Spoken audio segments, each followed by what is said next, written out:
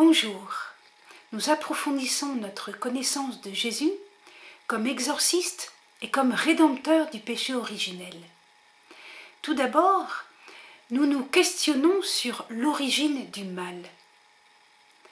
Et nous observons cette question à partir des penseurs grecs et des penseurs perses au temps de l'Ancien Testament, avant de regarder l'Ancien Testament proprement dit. Pour Plotin, comme pour le proto-masdéisme de Cyrus, le mal serait la privation d'un bien dans les êtres limités. Autrement dit, le mal ne serait pas lié au libre arbitre. Il n'y a pas de péché dans le mal. Il y a seulement des manques. Alors, il suffirait d'augmenter la médecine, ou bien d'augmenter l'enseignement, ou les richesses, et il n'y aurait plus de mal. Observez que cette façon de voir est encore très actuelle. Ensuite, le masdéisme proprement dit, la doctrine de Zarathustra, va poser un principe mauvais, anti-divin, à côté du principe divin qui est bon. Ainsi, à l'origine du monde, il y a deux principes. Avec l'occupation perse, il n'y a cependant pas une influence trop forte de ce type de doctrine dans la Bible. On ne trouve pas un principe antidivin qui ait des fonctions créatrices, comme c'est le cas dans la doctrine de Zarathustra avec Angra Mainyu. Ceci dit, quelques idées ont pu tout de même influencer des auteurs juifs extra-bibliques. Voyons maintenant le mal, le péché et Satan dans l'Ancien Testament. Tout d'abord, dans l'Ancien Testament, le mot salut et le mot rédemption ou rédempteur ont surtout un sens matériel. Et dans cette perspective, Dieu dit « Je façonne la lumière et je crée les ténèbres. Je fais le bonheur et je crée le malheur. C'est moi le Seigneur qui fais tout cela. » Isaïe 45, verset 7. Souvenez-vous que pour Isaïe chapitre 6, Dieu est le roi de l'univers. Donc, effectivement, il peut faire tout cela. Par exemple, les sauterelles qui ont ravagé l'Égypte au temps de Moïse, ou bien les sauterelles qui ont ravagé Israël au temps de Joël. C'est un mal, mais c'est un mal limité, qui est dans la main du Créateur, pour provoquer la libération des Hébreux et leur sortie d'Égypte, ou bien pour amener Israël à la pénitence. La Bible contient aussi l'idée que Dieu puisse appesantir un cœur. Par exemple, Dieu appesantit le cœur de Pharaon. Exode chapitre 10, verset 1. Dieu peut même tenter puis punir après la faute, selon le deuxième livre de Samuel, chapitre 24, verset 15. Et nous verrons que ce passage a une relecture ensuite. Le Nouveau Testament dit que dans les derniers temps, Dieu enverra aux impies une influence qui les égare, qui les pousse à croire le mensonge, en sorte que soient condamnés tous ceux qui auront refusé de croire la vérité et pris parti pour le mal. Deuxième lettre aux Thessaloniciens, chapitre 2, versets 11 et 12. Nous devons bien observer que dans ces trois cas, il s'agit d'un jugement de Dieu sur des hommes qui ont déjà pris le parti du mal. Dieu manifeste le mal qui est secrètement présent dans les cœurs, de sorte qu'il peut exercer un jugement qui est libérateur pour les justes. En aucun cas, Dieu ne crée le mal. En aucun cas, Dieu n'est réellement à l'origine du mal moral. Troisième point, nous observons que, au contraire, la Bible parle de péché et voit dans le mal moral un problème de liberté créée, la liberté des hommes et aussi la liberté des anges. Les hommes ont une responsabilité personnelle. Ézéchiel chapitre 18, où là il fait toute une jurisprudence sur la liberté. On peut faire le mal et puis on peut se convertir et faire le bien, alors on se souvient du bien. Mais si on fait le bien et qu'après on fait le mal, on se souviendra du mal. Et pourtant le bien qu'on aura fait, bien sûr, nous aidera à prendre le chemin d'une conversion. Le bien n'est jamais tout à fait perdu. Alors, ce que veut souligner Ézéchiel, c'est la responsabilité personnelle. Et c'est difficile à accepter. Hier comme aujourd'hui, on aime bien reporter la responsabilité du mal sur nos parents ou sur l'ensemble de la société, sur tout le peuple. Les hommes n'ont pas changé. Ensuite, il y a aussi une prise de conscience progressive que l'homme n'est pas seul à porter la culpabilité du mal, que l'homme n'est pas seul à porter sur ses épaules toute la responsabilité des péchés qu'il fait. Progressivement, on va comprendre justement la question de Satan. Alors, au début, le mot Satan désigne simplement un accusateur. Le Satan, c'était un homme qui accusait les notables quand ils avaient mal fait leur travail. Alors, dans la Bible, en Zacharie chapitre 3, versets 1 à 2, on a encore la figure du Satan comme simple accusateur devant un tribunal. Dans le livre de Job, c'est un petit peu plus poussé, Satan est non seulement un accusateur, mais il va aussi chercher la chute de Job. Il va aussi chercher à ce que Job maudisse Dieu. Et ensuite, dans le premier livre des Chroniques, chapitre 21, qui va relire le deuxième livre de Samuel, chapitre 24, Satan tente. Voilà, Satan qui tente. Satan qui inspire la mauvaise action. Dans le cas dont il est question au premier livre des Chroniques, chapitre 21, c'est David qui est tenté par Satan de faire un recensement. C'est-à-dire de compter sur ses propres forces. Ceci dit, c'est pas parce que Satan tente que l'homme n'est pas non plus responsable. Disons que c'est une responsabilité partagée, que la responsabilité humaine ne porte pas tout, mais elle est quand même responsable, elle est quand même libre. C'est ce que dit le livre du Siracide, chapitre 21, verset 27, et c'est un rééquilibrage en quelque sorte. Je lis « Quand l'impie maudit le Satan, il se maudit soi-même. » Autrement dit, quand l'impie maudit le Satan en disant « Ah ben j'ai été tenté », il se maudit soi-même parce qu'il avoue qu'il a cédé à la tentation. Or, il était libre encore. On ne peut pas attribuer uniquement à Satan tous les méfaits que l'on produit, que l'on a commis. Ensuite, le livre de la sagesse fait un pas supplémentaire en identifiant Satan avec l'antique serpent du livre de la Genèse. Nous voilà donc aux origines du monde. Nous voilà donc au moment de l'origine de l'histoire humaine, quand l'homme sortait des mains du Créateur.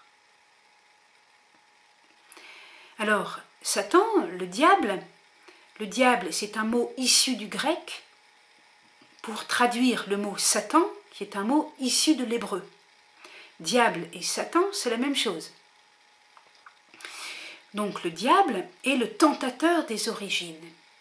L'origine du cœur mauvais qui a fait pécher Adam, ou qui a fait pécher Israël après le don de la Torah au Sinaï, trouve donc une explication.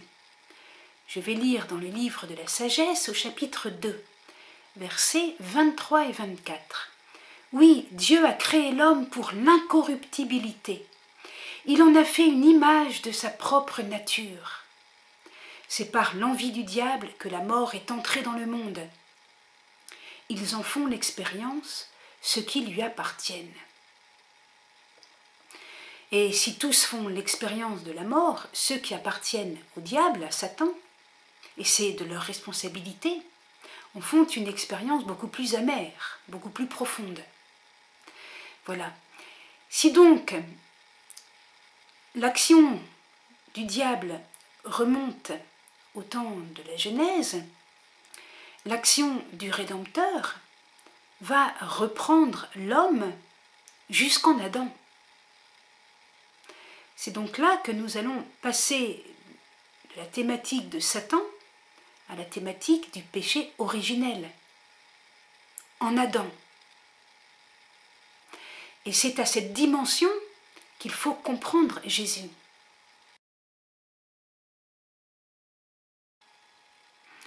Nous voici à comprendre comment Jésus est exorciste et rédempteur du péché originel.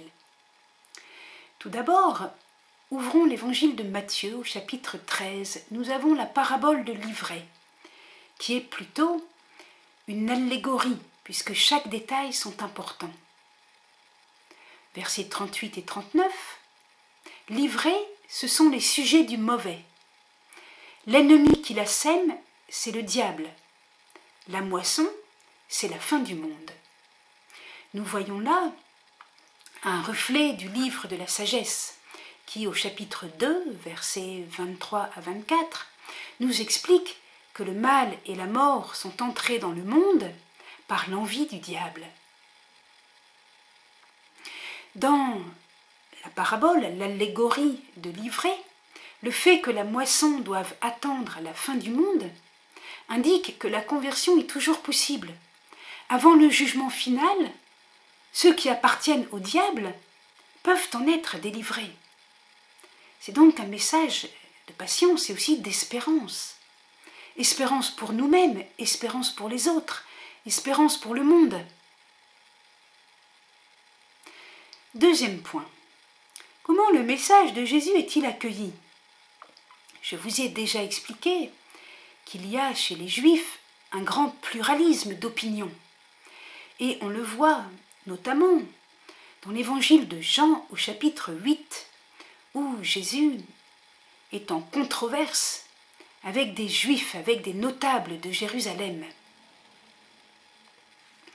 Pour le judaïsme officiel, vous comprenez bien que l'homme n'a pas besoin d'un rédempteur. Il est capable tout seul de ne pas appartenir au diable. Il a la Torah de Moïse, alors il est assez grand. Et puis même Abraham, puisqu'il avait la circoncision, Genèse chapitre 17, avant même la Torah du Sinaï, eh bien il est capable lui aussi. Et ces Juifs de Jérusalem se prétendent fils d'Abraham.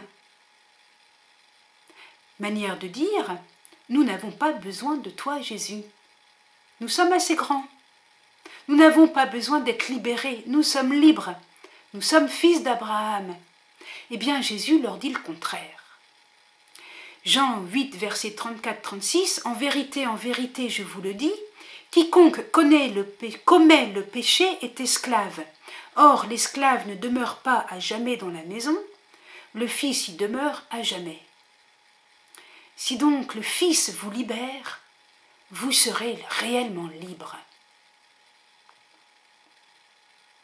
Jésus leur balaye la belle espérance d'être fils d'Abraham. Il va même plus loin encore. Puisque ces notables cherchent à tuer Jésus, il va jusqu'à leur déclarer « Vous êtes du diable, votre père ». Jean 8, verset 44. Pourquoi cette association d'idées entre vouloir tuer et être du diable, votre père ? Bien parce que le premier homme qui a tué, c'est Caïn. Caïn qui a tué Abel. Or, dans la tradition juive, Caïn n'est pas seulement le fils d'Adam et Ève, il est surtout le fils de l'union entre Ève et Chamaël. Chamaël, c'est le diable. C'est pourquoi tous ceux qui veulent tuer, tous ceux qui sont homicides, eh ben, ils sont fils de Chamaël, ils sont fils du diable. Comme Caïn. Bref, Jésus affirme la nécessité d'être libéré de l'emprise du diable. Il affirme en fait tout à la fois le péché originel et la nécessité d'une rédemption.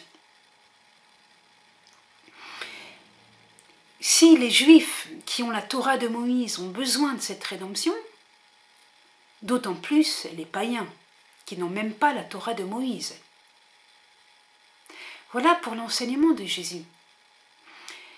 À côté de son enseignement, on voit Jésus pardonner les péchés, Marc chapitre 2 verset 10 et beaucoup d'autres fois, et on voit Jésus faire des exorcismes. Il chasse les démons. Et Satan est le chef des démons. Et même Jésus va envoyer les apôtres chasser les démons et guérir les maladies. Matthieu chapitre 10. Observons bien que ce n'est pas parce que l'on chasse les démons que l'homme va aller automatiquement au paradis. L'homme ainsi libéré doit maintenant faire un bon usage de sa liberté. On voit ainsi dans les évangiles des cas tout à fait variés. On voit par exemple une femme que Jésus a libérée de 7 démons et qui devient une bonne disciple. Mais on voit Judas qui vit dans la proximité de Jésus, dans sa présence sanctifiante, qui devient cependant voleur et qui régresse au point qu'il est dit que Satan entra en lui. L'homme reste donc libre.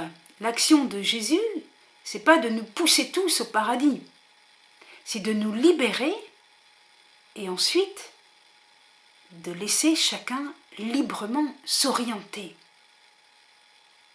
L'amour, c'est l'amour. L'amour demande une réponse libre. Alors, Jésus a notamment prié pour le premier des apôtres, Pierre, en disant, Luc, chapitre 22, versets 31 à 32, « Simon, Simon, voici que Satan vous a réclamé pour vous cribler comme du froment. Mais moi j'ai prié pour toi, afin que ta foi ne défaille pas. » Voilà, ayons donc foi en Jésus. 4e point. Jésus a donc comme objectif de nous libérer de l'emprise de Satan. Pour cela, au seuil de sa vie publique, il affronte Satan au désert. Ce sont les tentations du Christ au désert, Matthieu chapitre 4 est parallèle. De même, au moment de sa passion, il n'a pas d'autre but que cette libération. La passion de Jésus, c'est un vaste exorcisme du monde. Je vais lire Jean 12, 31, 32. « C'est maintenant le jugement de ce monde, maintenant le prince de ce monde, c'est-à-dire Satan, va être jeté dehors. » Jeté dehors, littéralement exorcisé. Exorciser, c'est jeter dehors. « Et moi, une fois élevé de terre, j'attirerai tous les hommes à moi. » Satan disperse, Jésus rassemble. Satan disperse, Jésus rassemble. On le voit en Jean chapitre 16. Et en Jean chapitre 16, verset 11, le prince de ce monde est jugé. Voilà l'œuvre de Jésus dans sa douloureuse passion. Quel travail, quelle mission, quelle œuvre, quel combat, quelle victoire. L'expulsion de Satan, ou son jugement, a pour corollaire la vie selon le plan de Dieu, créateur. Je m'explique. Si Satan est chassé, les hommes sont comme avant la chute, avant que le serpent de la Genèse n'ait fait chuter Adam et Ève, nos premiers parents. Autrement dit, Jésus, quand il enseigne par exemple le mariage monogame, c'est-à-dire selon le plan du Créateur en Genèse chapitre 1, homme et femme, à son image qui forment une seule chair, ou lorsque Jésus enseigne l'amour des ennemis, bénissez, ne maudissez pas, lorsqu'il enseigne que l'injure est passible du jugement, parce que injurier son prochain, c'est injurier celui que Jésus a restauré à l'image de Dieu. Et donc l'injure atteint Dieu dans le frère. Donc l'injure extrêmement grave. Elle est passible du jugement. Jésus ne pourrait pas faire un tel enseignement s'il n'était pas le grand exorciste et le grand rédempteur du péché originel. Alors, la mort aussi sera vaincue, mais dans les derniers temps. En attendant, les disciples vivent déjà en contact avec la vie éternelle par la foi.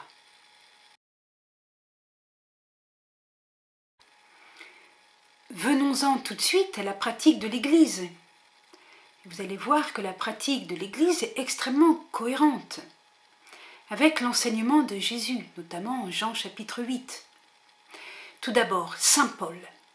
Nous allons étudier Saint Paul dans le livre des Actes des Apôtres et dans la lettre aux Romains. Nous lisons dans les Actes des Apôtres que Paul, ou plutôt Saul, sur le chemin de Damas, eut une vision du Christ ressuscité qui l'envoya vers les nations païennes.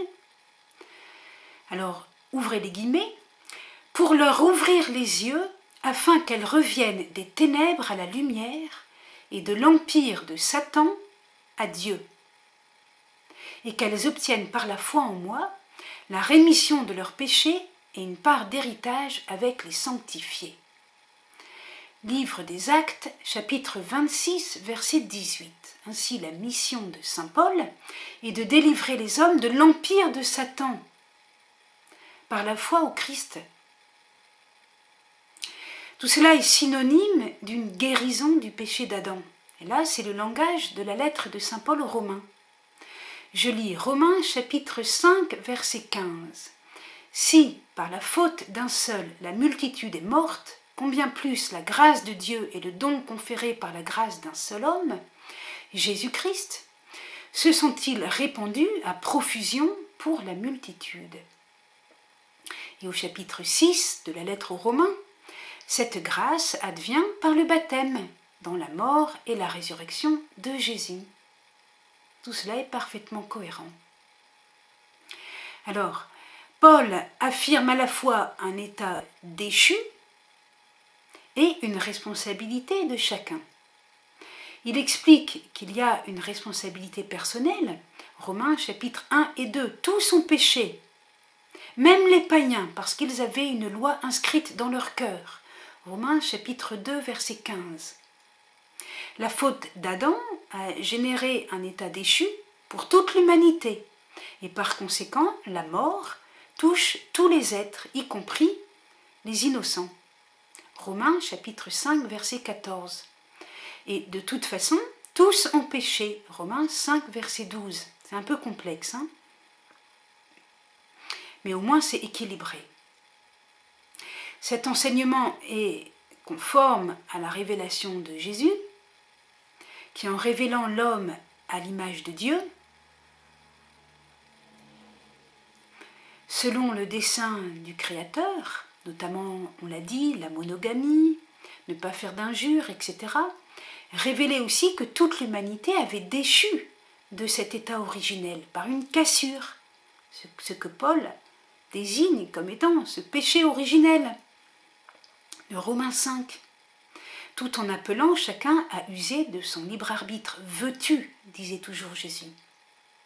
Par la suite, l'école paulinienne si Paul n'est pas l'auteur de la lettre aux Hébreux, ce qui est toujours en discussion, écrit que le Christ a réduit à l'impuissance, par sa mort, celui qui a la puissance de la mort, c'est-à-dire le diable, et a affranchi tous ceux qui, leur vie entière, étaient tenus en esclavage par la crainte de la mort. Hébreux chapitre 2, versets 14 et 15. Alors, maintenant, l'école johannique, les disciples de Saint Jean, eh bien, elle résume aussi l'Évangile en disant très simplement « C'est pour détruire les œuvres du diable que le Fils de Dieu est apparu. » Première lettre de Jean, chapitre 3, verset 8. La grande cohérence du Nouveau Testament, donc des lettres apostoliques avec les évangiles, et sa simplicité s'explique par la révélation de Jésus, qui est vraiment lumière. Je rappelle qu'un complément à ces explications a déjà été donné dans le commentaire de Genèse 2 et 3. Ce commentaire commençait par une étude vraiment de l'Ancien Testament, mais se prolongeait déjà par une étude des sages juifs et jusqu'au christianisme. Donc je vous invite à revoir cet enseignement sur Genèse 2 et 3. Je voudrais donner encore une petite note sur quelques écrits juifs et apocryphes. La révélation de Jésus comme exorciste et rédempteur du péché originel tranche avec les conceptions juives. Alors, dans les conceptions juives, certaines ridiculisent la lecture chrétienne du péché de la Genèse, en disant que seulement 4 personnages, tout à fait secondaires, moururent du fait du serpent. Voilà une façon humoristique de ridiculiser la doctrine du péché originel. D'autres acceptent l'idée d'un péché originel, mais c'est alors le cas du livre d'Hénoch, où les discussions sont assez difficiles. Ils imaginent la guérison du péché originel par Élie agneau. Ça nous rappelle quelque chose, l'agneau, Jean-Baptiste, qui dit en voyant Jésus « Voici l'agneau de Dieu qui enlève le péché du monde ». Sauf que dans le cadre du livre d'Hénoch, on peut discuter, car semble-t-il, cette rédemption concerne uniquement la secte concernée. Donc ce n'est pas très facile à interpréter. Enfin, nous avons dans les Midrash le cas de plusieurs qui imaginent la guérison du péché originel par le Sinaï.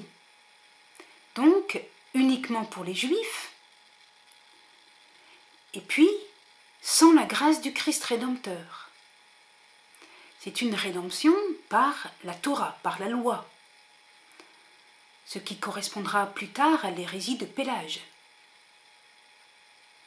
Ensuite, il y a bien quelques apocryphes qui pourraient se rapprocher de la révélation chrétienne, mais ces 2 apocryphes, le 4e livre d'Esdras et le 2e livre de Baruch, sont ultérieurs au Christ et à saint Paul. Ils sont ultérieurs à la chute du temple de Jérusalem, en l'an 70 après Jésus-Christ. Ils n'ont donc pas pu être la source ni des évangiles ni de saint Paul. Tout au plus ont-ils pu se référer à des traditions orales issues des évangiles ou issues de saint Paul, ou bien issues de certains sages en Israël. Alors pour le 4e livre d'Esdras, écrit après la chute du temple, l'état déchu est transmis. On lit au chapitre 7, versets 116 à 118, « Adam, ta chute n'a pas été la tienne seulement, mais aussi la nôtre, à tous tes descendants.